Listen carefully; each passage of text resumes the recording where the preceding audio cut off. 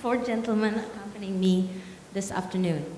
On my right-hand side is Michael Ellis. Michael is President and Managing Director of the Asia-Pacific region for the Motion Pictures Association and Motion Picture Association International, a specialist in facilitating industry-government cooperation worldwide, and has successfully forged strategic partnership and alliances that promote and protect commercial and creative interests in Asia screen communities, and especially in this digital age.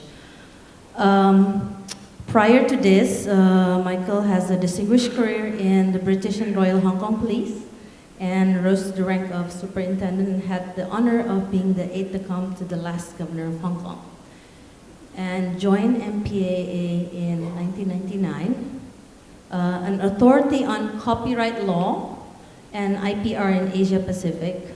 He's also an adjunct lecturer at the University of International Business and Economics in Beijing. To my left is Chris Brown, producer from Australia from Pictures in Paradise. Chris Brown lives and works between Australia, UK, Los Angeles, and New York. He has produced films like The Company of Wolves, Mona Lisa, which is the winner of the Golden Globe Awards plus Oscar nomination, Absolute Beginners, and The Proposition, and Daybreakers. In 2011, Chris executive produced Bait 3D, the first 3D action movie in Australia and the first Singaporean co-production with Australia. And most recently, he just completed the film called The Railway Man, which stars Colin Firth, Nicole Kidman, and Stellan Skarsgård. He's currently working with Ed Pressman to produce a re-imaging the classic action film Bloodsport, and directed by James McTeague, who directed V for Vendetta. So we're going to learn a lot about incentive in Australia from Chris.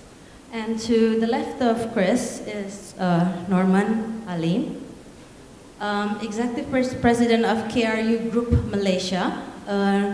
Norman has basically produced 20 films to date, 4 international films, the Monday Chronicle, Deadline, Vikingdom, and the latest one was Ribbit. He has been recognized with the Outstanding Entrepreneur Award in 2007 from the Asia Pacific Entrepreneur Awards, and basically has propelled his company to the forefront of media entertainment industry.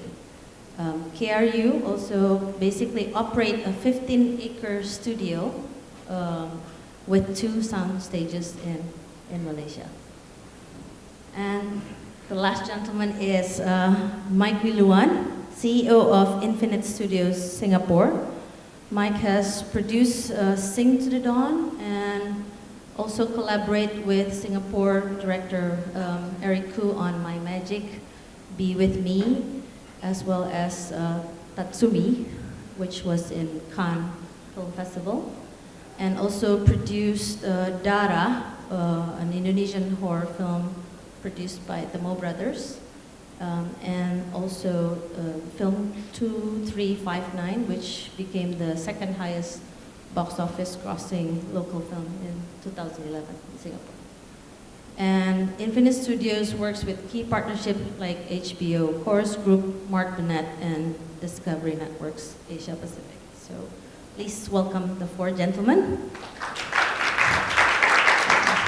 So with this session, I'm going to start with Mike Ellis first, and Mike will basically give us an overall overview about incentive, and then afterwards I will go to Chris, Norman, and Mike Wiluan. And then at the end, I'm going to open the floor for questions from the audience. Terrific. Shanty, thank you very much. If you just put up the slides, and I will quickly go through and give you a macro overview and then narrow it down to Asia Pacific. It's all about the business.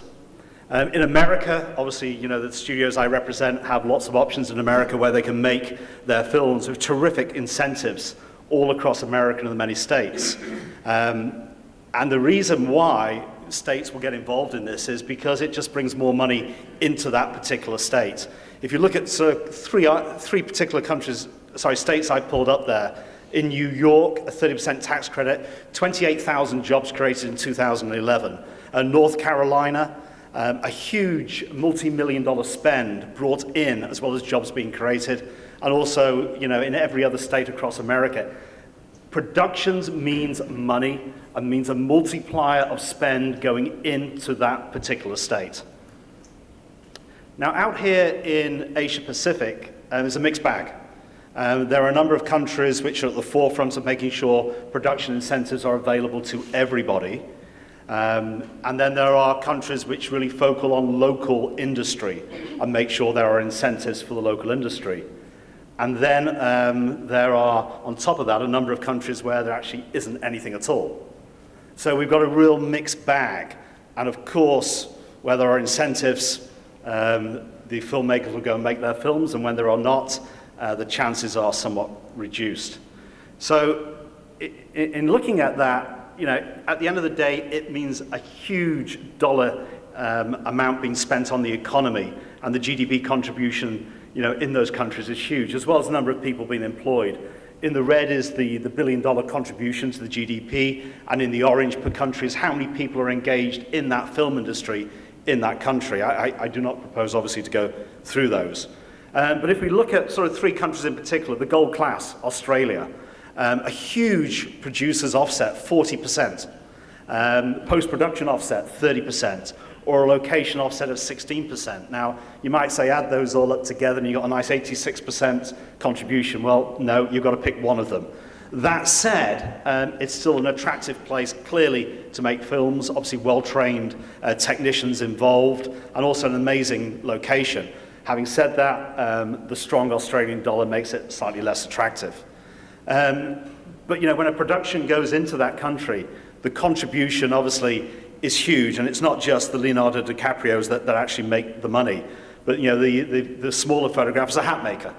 And you can imagine on a period piece like The Great Gatsby, the costumes and hats that were being made just pulls in huge numbers of employment options as well as revenue being created. And more recently, you've now got the film with Angela Jolie being made, which is Unbroken, which looks to be just an amazing film. So we're excited to see the numbers coming out of there. And then close at home, you look at Malaysia, with Pinewood Studios going in, terrific 30% cash rebate being offered for productions made there. And even closer at home here in Singapore, 40% productions assistant grant scheme is available, and the new talent feature grants as well. So, close to home, there are these options, and we're looking forward to hearing from the panel exactly how some of these work. We're on a short time frame. We've only got 45 minutes of the whole thing, so I've jammed through this, but I'm looking forward to hearing from the esteemed panel and participating in the panel. With that, let me take my seat back. Thank you, Matt. So from your presentation, we see so many different, basically, types of incentive. I mean, as a producer, you talk about rebates, grants, and there's so many different types. There's tax credits. We were discussing with Chris earlier, and sometimes it's quite confusing which one is which, and we need to understand which one. Maybe I'll start with Chris first. There's a 40% offset here in Australia, and so you basically have a lot of experience in utilizing this offset. And can you basically give an example of how it works, and how do you match it with other financing, production financing, and also maybe with Asian incentive? Well, it is a huge subject, so I shall kind of be brief and to the point. Firstly, there is not just a 40% rebate. That's the other thing, is that in Australia we're very, very lucky, because we have the 40% rebate for films which qualify as 100% Australian. And the money that qualifies for that 40% is what they call QAPE, Qualifying Australian Production Expenditure. That means anything which is spent in Australia or on an Australian element.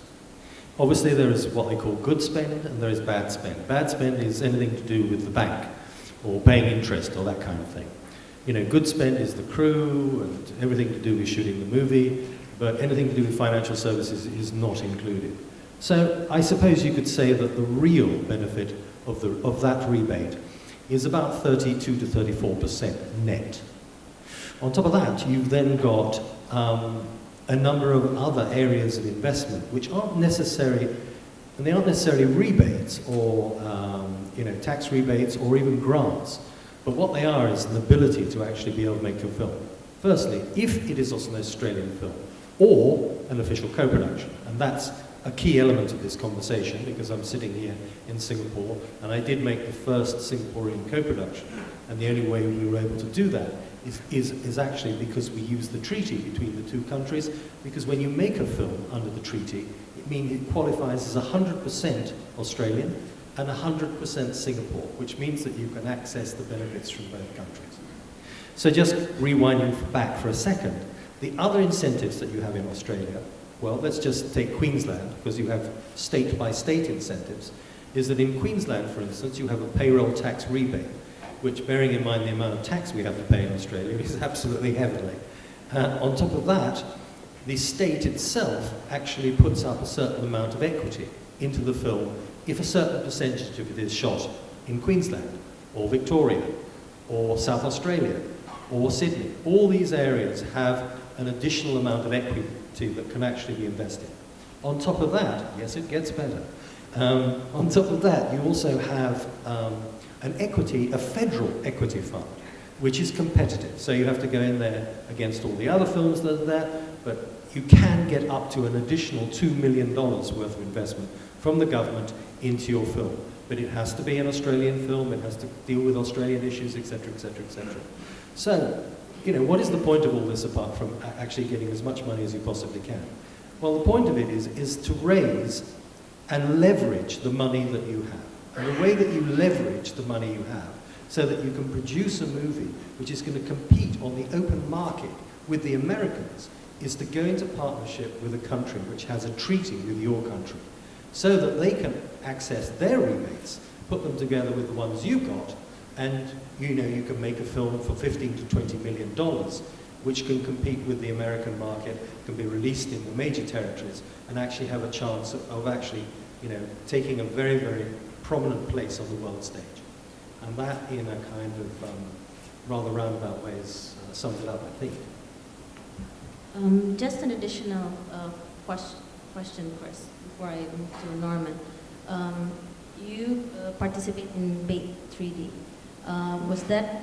Was the project that basically first co-production between Singapore and Australia? So what was the experience of matching the tax incentive? What works? Well, the key to that whole thing is well, firstly, there is co-production is all about partnership, and partnership is like marriage. It really is. If you have a bad marriage, you will live to regret it for the rest of your life. If you go into business with somebody that you really don't trust or you really don't like, you are going to live to regret it for the rest of your life, believe me. So the first thing is to find somebody that you trust and you want to work with. And also, the second part of that is that you need to have somebody who knows exactly what they're doing and exactly how the incentives work. And then what you do is you basically have a government-to-government treaty where you can actually form a relationship with another company in another country and work within the guidelines which are provided by the government to access those two different kinds of rebates, which give you the bedrock and the foundation stone for actually building a production. Norman, so Malaysia basically introduced this 30% incentive.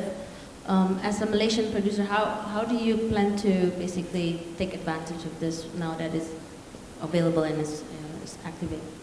The incentive was launched earlier this year, Yeah. so it's pretty new. And the good thing about Malaysia is that 30% is actually is a very low minimum criteria for the Malaysian spend. For foreign productions, it's 5 million ringgit, which works out to be roughly about 1.7 million US dollars for minimum spend in Malaysia. And for local films, it's half of that. It's roughly about $750,000 US, and you'll be able to qualify for that 30% rebate. And it does help, because right now on average the Malaysian film for the local consumption, because Malaysia is pretty small in terms of the domestic box office market, we can see now producers trying to raise the bar and try to actually do better quality productions and put more money into the production and give more production value for in the films that they make. And another positive thing about this incentive in Malaysia is that our cost of living is generally cheaper than most countries, even compared to Australia or even Singapore. The exchange rate is 1/3 of the US dollar. So not only you get that 30%, but generally the cost of things that, the bad that you mentioned is now that cost that you spend on hotels or even transportation. I mean, when we produce a film in Malaysia with Hollywood cast, a 5-star hotel, we can do a package of $50 US per night. So this is actually the kind of benefits of filming in Malaysia, apart from the vast choice of locations. And I think that with the existence of Pinewood Studios and a few other studios in Malaysia, you can see the skills being upgraded as we get more and more opportunities. The local crew will get more exposure, and over a period of time, I think we'll be very competitive. Can you also elaborate a little bit about, because you have 4 films in your repertoire, Five Kingdom and Ribbit. Was that also made under, because you mentioned there's also other incentive before the 30% was introduced. Yes. So was that under... Can I talk about the incentive I got in Louisiana? Sure. Okay, I shot a film in Louisiana and it's got 25% rebate. But this film that we made in Louisiana is called Deadline, and we got the late Brittany Murphy to act in the movie. It was back in 2009. And it was our very first experience getting any kind of production incentive. But we didn't realize that we were exposed to a lot of union regulations. So it escalated the price from original budget of $1.5 million. It went up to $2.4 million. It was supposed to be just about 4 people in a haunted house, and that's it. It cost a lot of money to shoot there, and the union impact actually affected the entire project. The good thing about in Malaysia right now, there's no such thing as having a union rule on the hours. It's, I think, pretty flexible, because we work with a local crew and they pretty much flexible with their time. And talking about the incentives that we enjoyed in the past, a movie called Five Kingdom was shot in Malaysia, and we got roughly about $700,000 US dollars in terms of the visual effects grant. So it's actually a grant to do the visual effects. Of course, the cost of visual effects is double in that, but at least we get some money back for that. Unfortunately, that film was shot in 2011, so we didn't actually qualify to get the rebate of the 30%. Whereas there's another grant that was offered by MDEC. The first one is actually FINAS. The 30% rebate is FINAS. It's actually the National Film Development Corporation of Malaysia. The other one is MDEC. When we did this animation movie, they encourage co-production. So it's a co-production grant. It's called MAC3 Co-Pro grant. And the objective is for Malaysian companies to go into co-production with established players outside of Malaysia to actually create content for the global market. And that is also a grant. But I think the government is trying to, do away with all those grants kind of concept, and to encourage real players to start investing in content. Hence why we have the 30% rebate. So you get that money back, within 6 months after you complete production. Mike Wiluan. You just co-produced Serangoon Road with HBO, and I think it's also a co-production with Australia. How did you put together, and how do you structure that series with incentives in mind? Well, just overall, it was an incredibly complicated process, because it was a treaty co-pro, and we had so many parties. We had 2 broadcasters involved. We also had content film, our distributor involved as well. And it was shot in a country that technically was a non-treaty country, Indonesia, given the fact that we had money coming from Australia and Singapore, which was treaty-based. So it was incredibly complicated, and also the nature of the project kept on changing as well. Budgets were fluctuating, and we were just trying to catch up with it. It was incredibly complicated, mainly because of the fact that I think that the project was much more ambitious than originally was envisaged. But I think there was an incredible value of being able to look at a nature of project, like for example, television, because unlike feature films, you do need to have an offtake of a network being involved to take the project forward. Having both HBO Asia and ABC Australia was great, and having them being able to get together and decide what they want to do creatively was great. We had an incredible participation from MDA, and our incentive scheme from MDA is relatively new. We get around 40% of qualifying Singapore spend. And what was interesting was that our studios over in Batam, Indonesia, was less important as opposed to the talent moving across there to produce the project. So it was less about the location and more about the Singaporeans involved and the companies that are involved. And that gave us a lot more flexibility, because if you just look at it on the hard and fast rule, then there's a lot of things that potentially couldn't qualify as well. And I think we always had to make that argument. I think in terms of one of the challenges that we also faced with an ambitious project, and with ambitious projects, you have also fluctuations in cash flows and change of budgets. It's the milestone payments in which everyone comes in. So if you have pretty much 5 partners cash flowing the production, and everyone signed an agreement to basically cash flow at certain points, and suddenly the schedule changes, no one wants to change it back. And at the end of the day, the production company has to suffer tremendously. I mean, I'm being incredibly positive right now. My nightmare is over. But it's whatever it is, the lead up to the paperwork is incredibly complicated, right? And I think one needs to give time for it to happen. And I think sometimes there is a slight inflexibility when you're looking at projects that are a little bit more ambitious in terms of a series that have never been done before. But overall, we finished it, we completed it, and I think we realised the virtues of certainly working with, especially on the treaty side between Australia and Singapore. So, before I go to you, I just have one question for the three of you. So, I heard about the pro of basically accessing all these possibilities and finance, but again, also there are challenges in terms of administration, juggling all partners. So what works and what can be better based on your experience?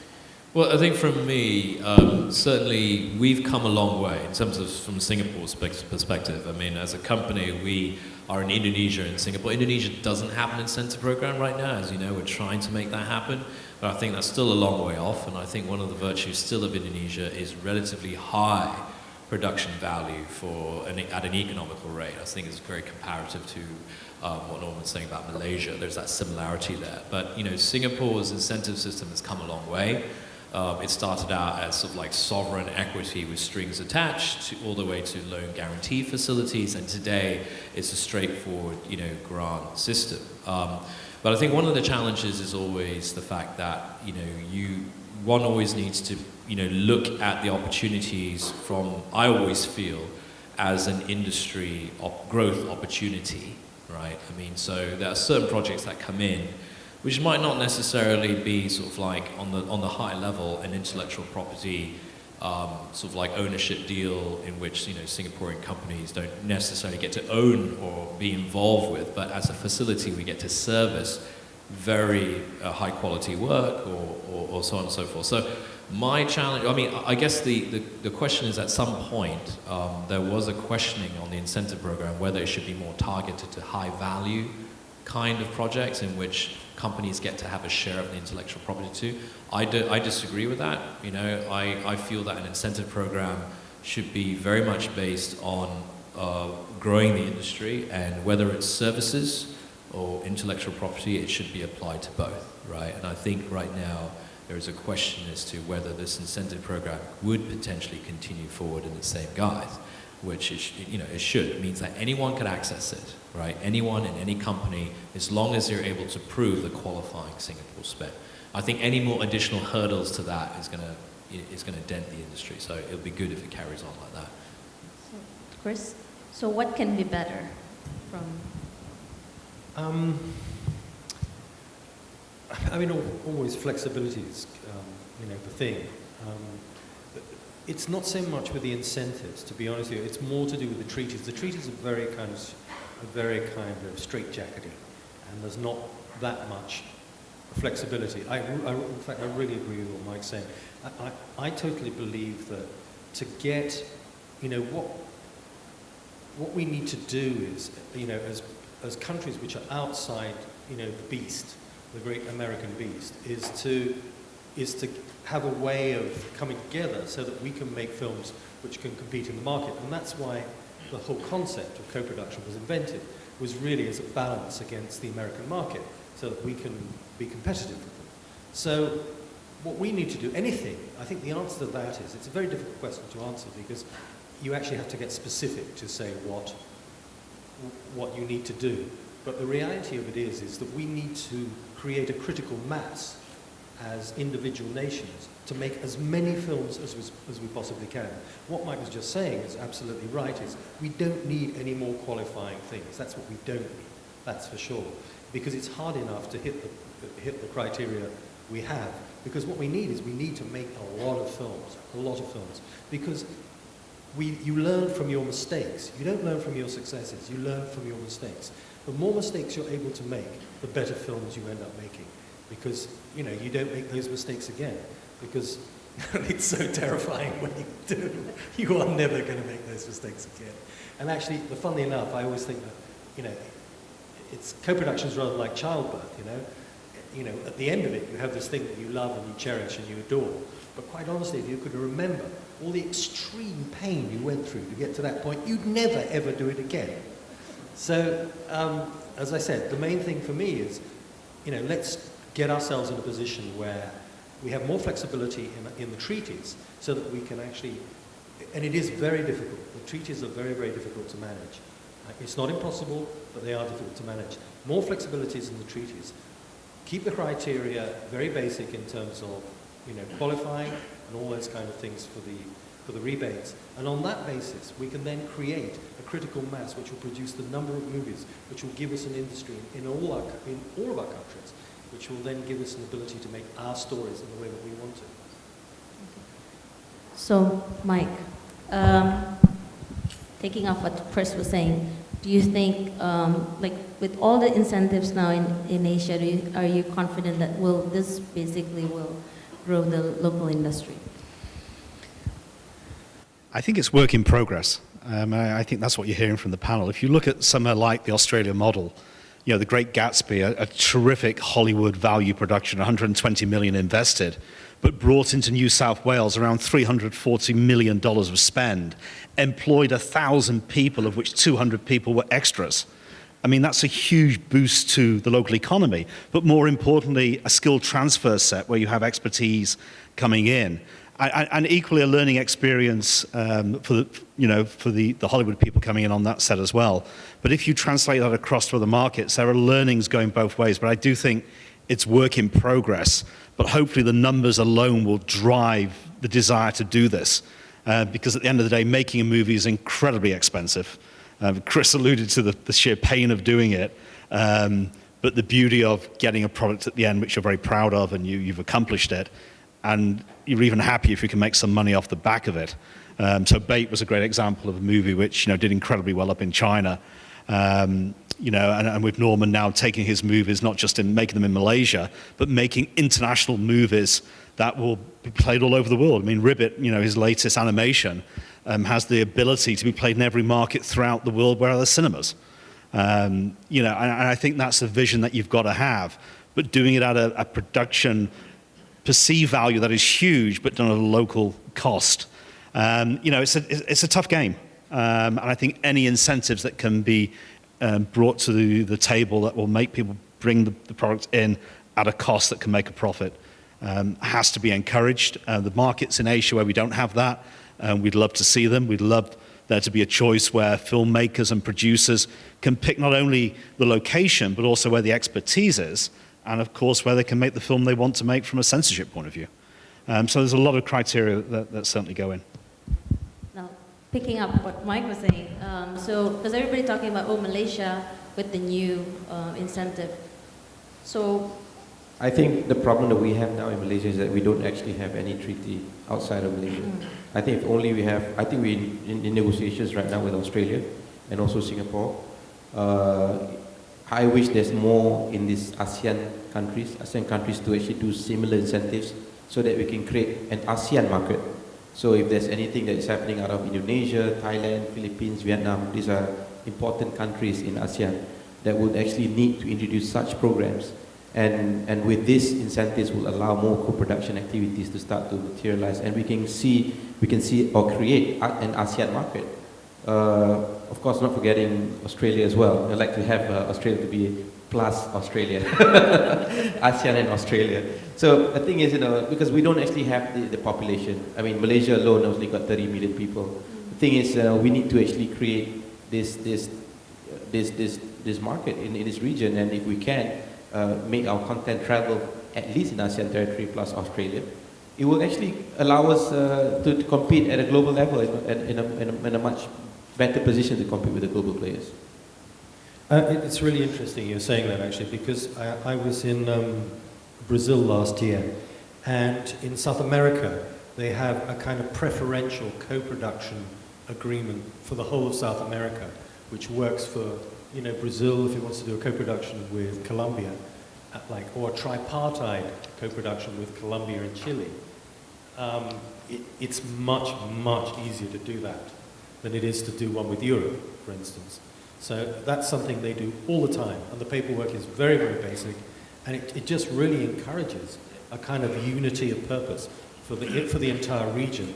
And it's great because there's such an amazing exchange of ideas and talent, and it really is a kind of economic generator for the region. It's very, very, very clever. And that's something that, you know, it's a really good idea, man. It's really good. Something that should definitely go on the agenda for Asia. Really, it should.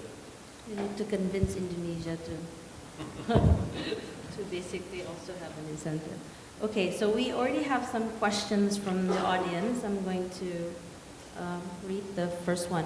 What are, for all of you, so what are the most efficient incentive your company have benefited from? Start with Mike. Efficient incentives. Gosh, okay.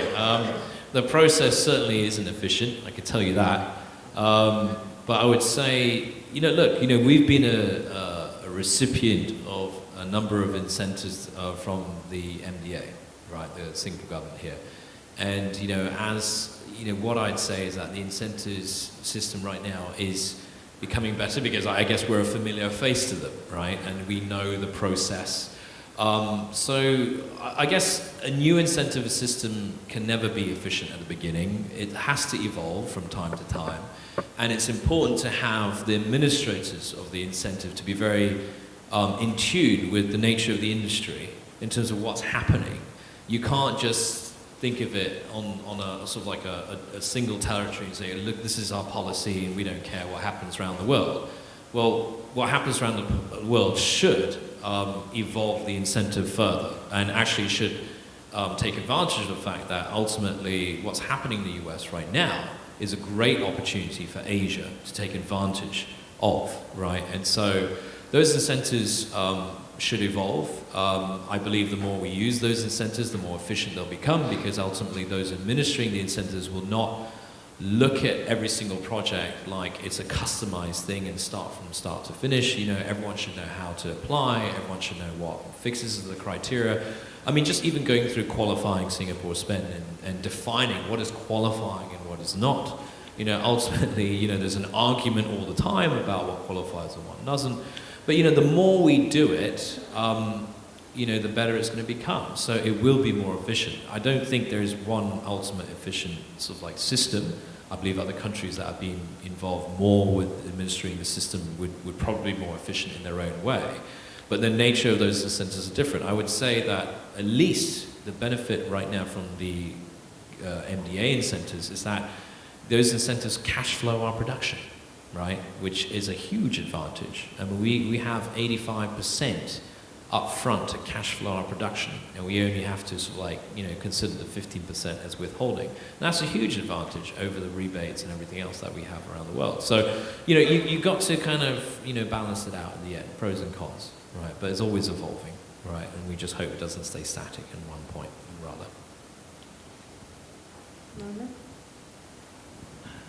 You mentioned the surprise when you mentioned the example in Louisiana. That was a challenge, or there was an element of surprise suddenly. Yeah, I think, yeah, I mean, all the countries around the world, I mean, you got to actually read the fine lines, you know, every country have got their own set of rules and regulations.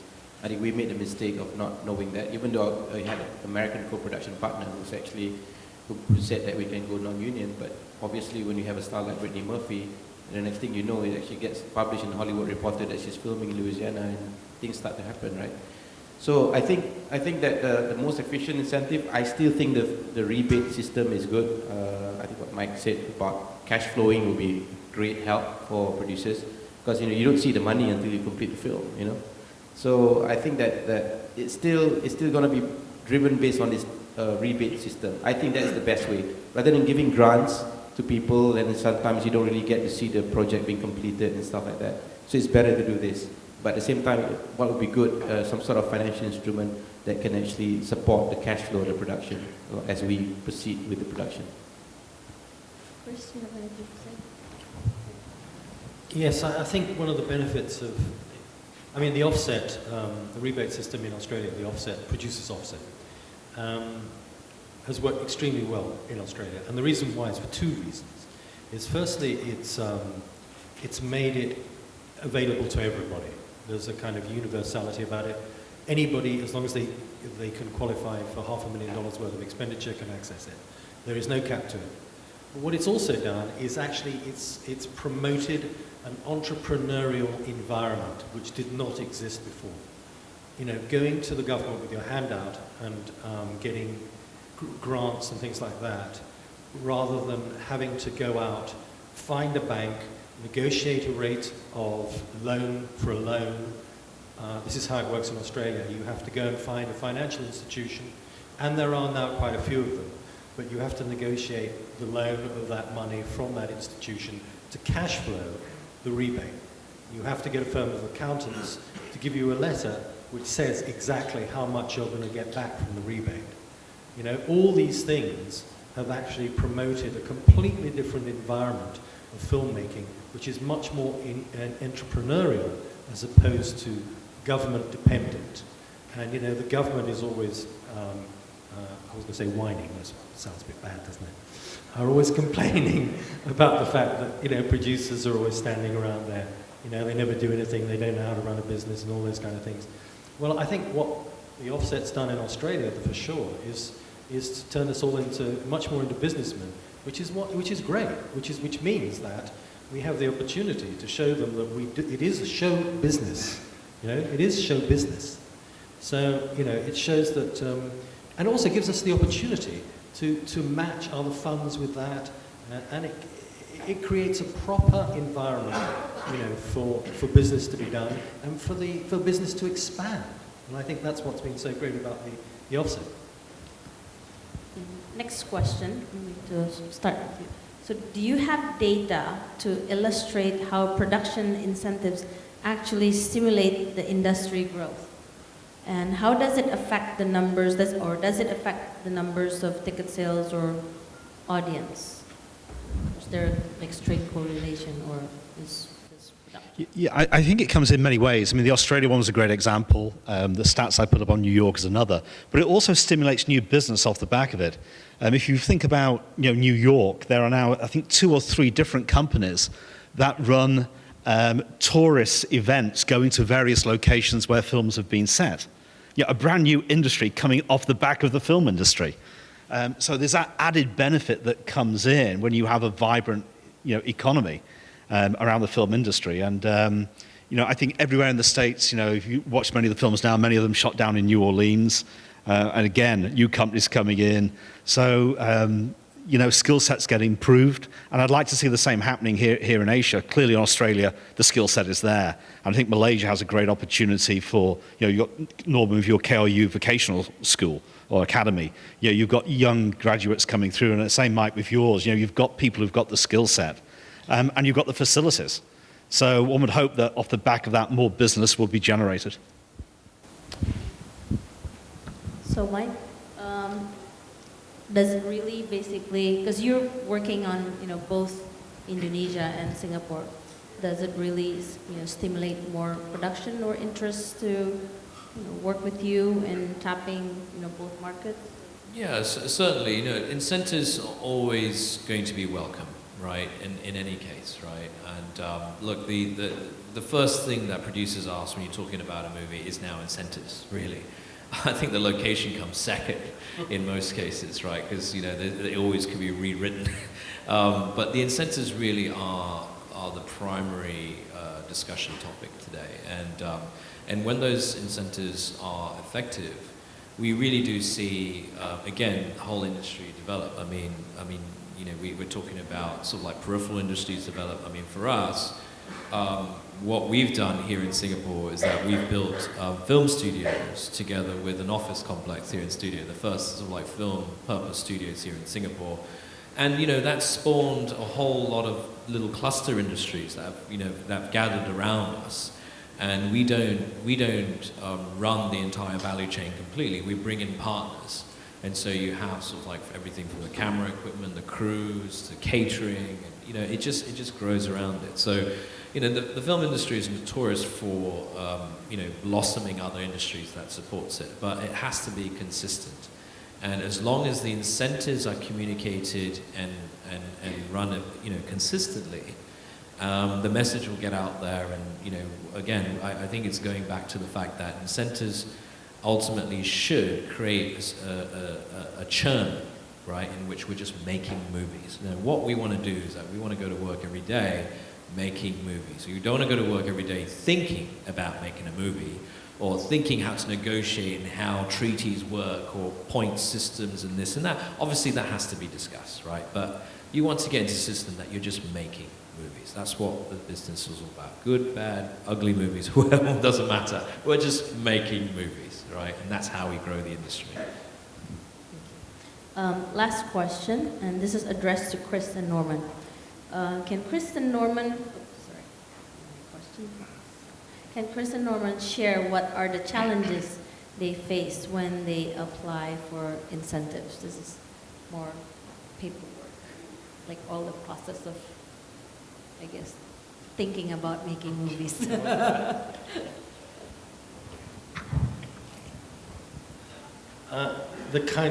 The dreaded word in Australia is QAPE, Qualifying Australian Production Expenditure. So it's like, you look at it and it's like, how do you get the maximum amount of this budget to qualify as Australian production expenditure? Qualifying is the word. Because a lot of the stuff that you think is going to qualify doesn't. In fact, I'll just use an example here. I did The Railway Man, and it was a co-production. And so we needed to cast a major star from Australia for it to qualify in terms of points. And so we were very lucky in the way that we had on one side, we had Colin Firth, who's the greatest living Englishman, as everybody knows. And on the other side, we managed to get Nicole Kidman. However, Nicole Kidman does not qualify as Australian. And Nicole Kidman is paid the most, well, she's paid quite a lot of money, shall we say. So, and none of that money qualified as Australian expenditure.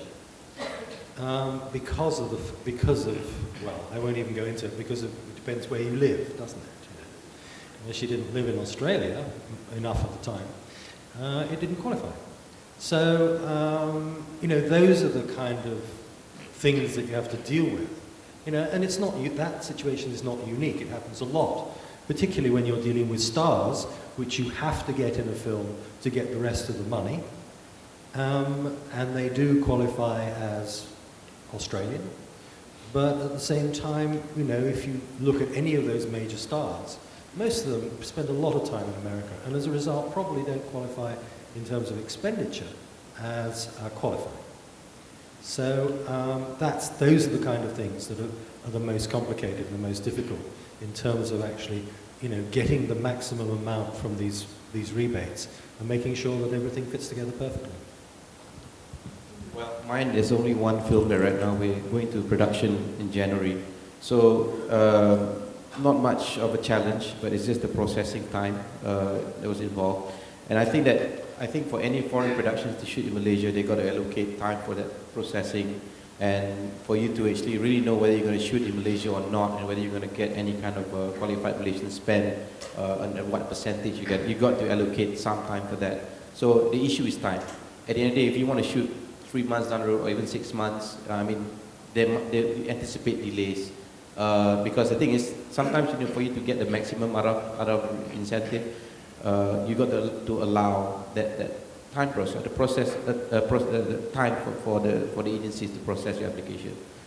But other than that, when we talk about Malaysian content, I think as far as doing Malaysian content for the global market, I think to justify certain genre to actually go global it's very difficult, because right now we produce our content in Malay language as far as local movies are concerned.